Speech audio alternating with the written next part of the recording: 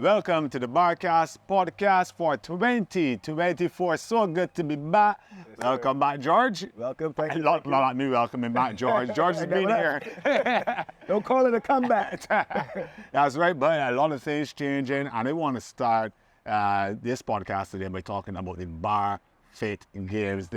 The page has been active, the events have been dropping, and people seem to be excited. I think there are some changes this year that you're going to have to bring us up to speed on, George. Yeah, BARFit Games 2024 is going to be a movie, and in fact, it's being built as almost like a made-for-TV event. Okay. As we've been progressing with the bar events, we've been noticing that a lot of the fans, a lot of the participants are really interacting with the content online, and people are like eager to see the event. They're following the live streams, they're following the lives on Instagram, and then they're going to the YouTube page as well to watch over the events over and over, whether it's from a strategy perspective, whether it's like how I do that last time, or just showing their friends what they did. Yeah. So we want an event that's going to fit into a nice 2-hour window, like you would get a basketball game or NFL game, or even an old T20 cricket as well. Exactly. Made for TV. Correct. Yeah. So we want, if the obstacle race is a participation heavy event, we want BARFit Games to be the event that is our spectator-driven event, where the whole of Barbados coming out and saying, and watching this event because it's just so visually impactful.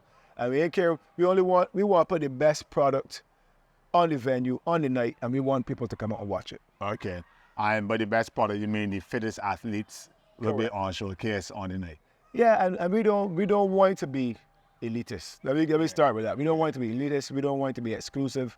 We just want to fit into this 2-hour window. And what we found in the years, because the event is so popular, that we've had, waves and waves of athletes having to go through the individual workouts. Yeah. And sometimes that makes it run a little bit long. So what we're going to try to do is up going for some hours. Yeah. I mean, last year was better than the first year, but each time, it's still running a little bit long. It's getting late into the evening. And so I think last year was in the evening. The first year was in the morning, so it started getting really hot. Exactly. Yeah. And that actually was why we switched to the evening, because we had the lights.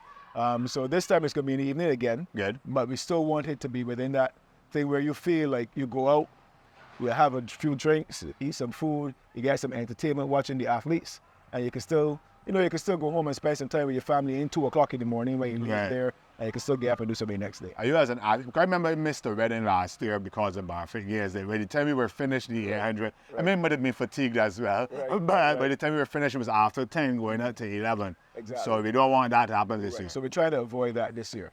So what we're going to do, first of all, I think we need to bring people up to speed in case they missed it. We're at a new venue this year. Okay. More central venue. We're at the Usain Bolt Sports Complex.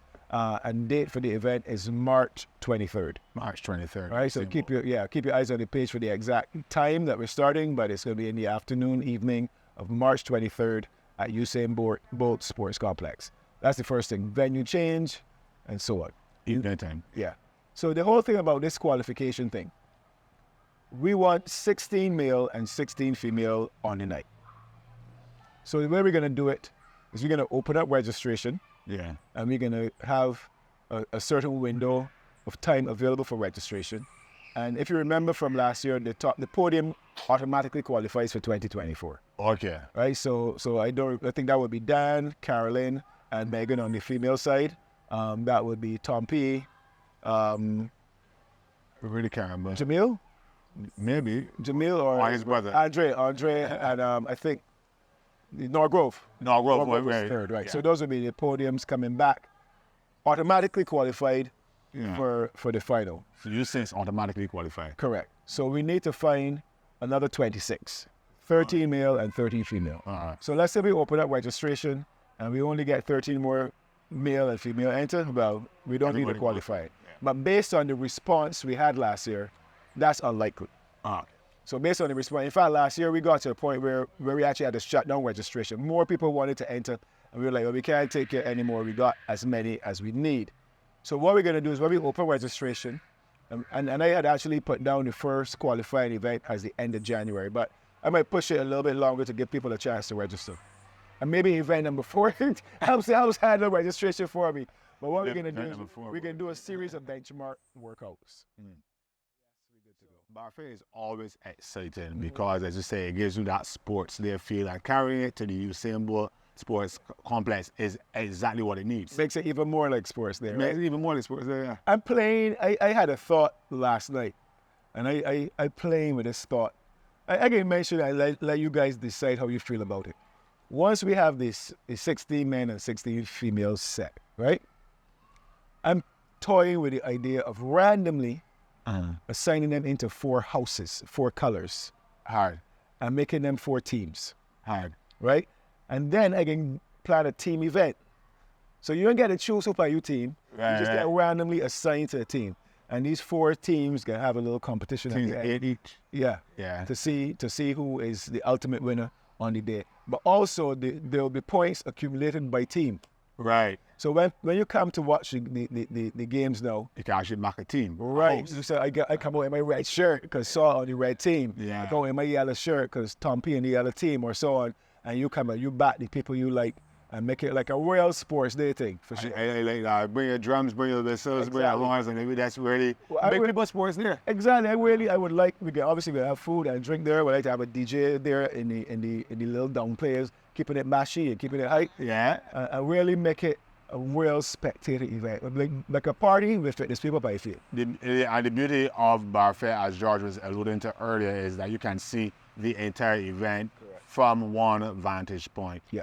Talk to me about the events now. And Well, the events, again, I'm making these events as spectator friendly as possible. But also, there's something that, for those of you who are into like these fitness competitions, the sport of fitness, the CrossFit Games is obviously the biggest one, yeah. right? And my gripe with the CrossFit Games for the casual spectator was always that in the middle of the workout, it was hard to tell who was in front because everything was rep based, Yeah. right? So when you really know because of the Exactly. If The you're judge. looking to watching the judges and you see it. So I'm trying to, as much as possible, where things are rep based, it's obvious who's in front. So for example, the first event is speed carry. yeah. That is an up and back thing. You got the kettlebells, 16 kilograms for women, 24 kilograms for men, and the distance is random. So the distance could be a 120, I think 160. I saw that, Yeah. and I was wondering why random, and when will it be unrandomed? It will be on random right before. And if anybody remembers how the All Max fitness competition was, that was exactly the way for All Max fitness competition. Yeah. So the speed, it could have been a 60, or 80, or 100. And there was the workouts, it could have been Don't Let Go was one of the workouts I had written. Yeah. And there was a top to bottom and so on. So you had to train for everything. And you had to be prepared for whatever could come on the day. As opposed to saying, I can train specifically for 100-meter kettlebell carry. You got to make sure you still got the speed for, if it's shorter, you got the endurance for if it's a little bit longer. Right. So that's what, that ain't going to be in every event. It's going to be in that one, the speed carry. I saw that. I was wondering, so wait, okay, it makes sense. No, so you're only going to find that out, and everybody. Everybody, if you can come up, we can pull it out. Yeah, all right, fellas, it's 120 meters. Put the 100, the mark, and off we go. So that's the speed carry, event number 1. All right. Event Simple enough. First across the line, fastest time. Correct. Wins. Right. Event number 2 is simple too. Now this one is a little bit rep based, but by the time people get through the reps, it's obvious who's in front. So this is the one with the overhead sandbag throw. It's called throw and go. So you toss the sandbag over your head. I think I put 20 times. And then you think you because the father, I saw 20 times, I said to myself, who? See, I just write these work because I actually these wake ups just wake me up. Yeah. So as I get up, and I just go and write them down, and I say that good, and then I just make sure I post it so the people got it, and then I just go back to sleep and forget it. Right. Till the actual event. So 20 overhead sandbag tosses followed by a 400-meter run. So as soon as people get on the track, it's easy to see who's in front. You can root for the athlete that you like, cheer on the ones behind to get them to push and make sure everybody gets over the line. Throw and go, event number 3. Now, Event number 2. All right, now throw and go. Throw the sandbag, then we go for the 400 meter. Correct. Yeah, and how long do you think it was going to take someone to do 20 overhead sandbag tosses?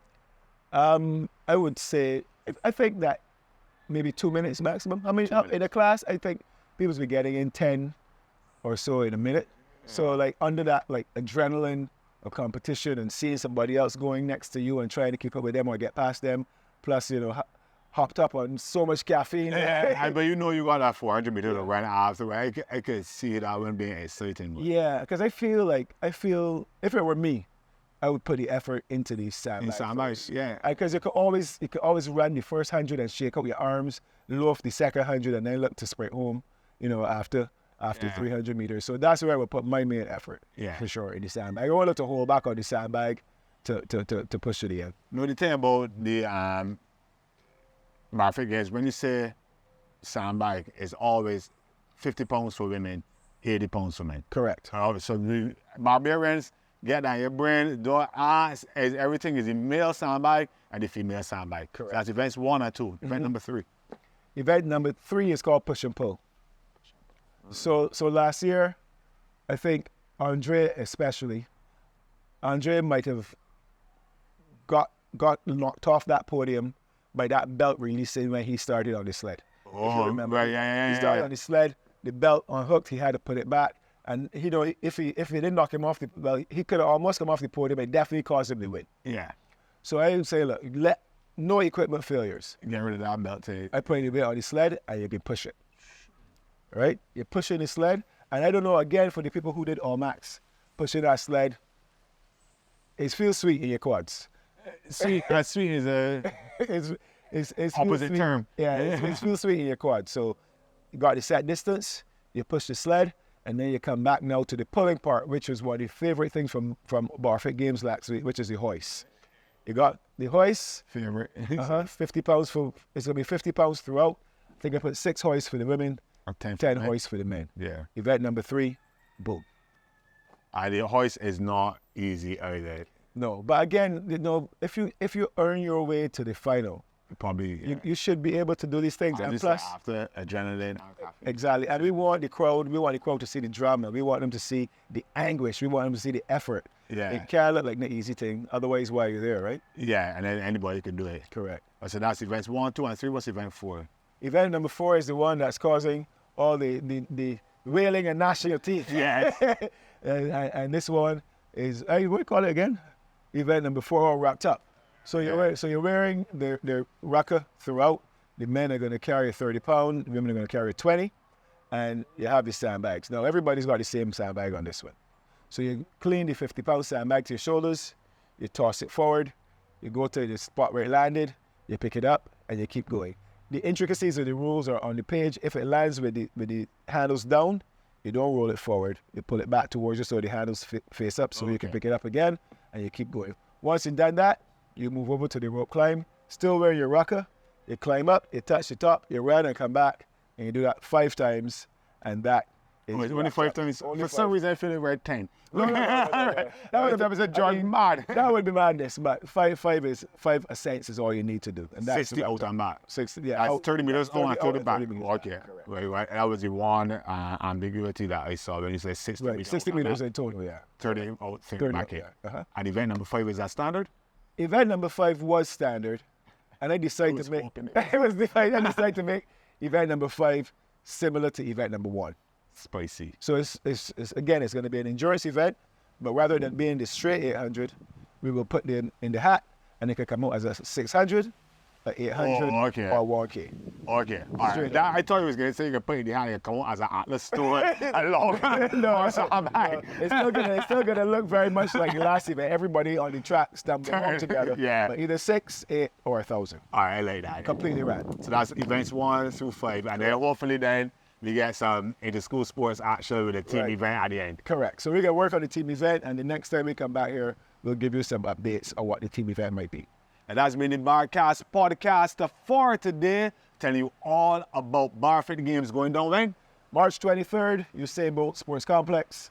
Be there, bring your friends, bring your family. Tell everybody about it. It's going to be action. It's going to be the first big event for BAR 2024. I want to see you there. So that's been another episode of the BARCast podcast. I want you to never, ever, ever stop talking about BAR.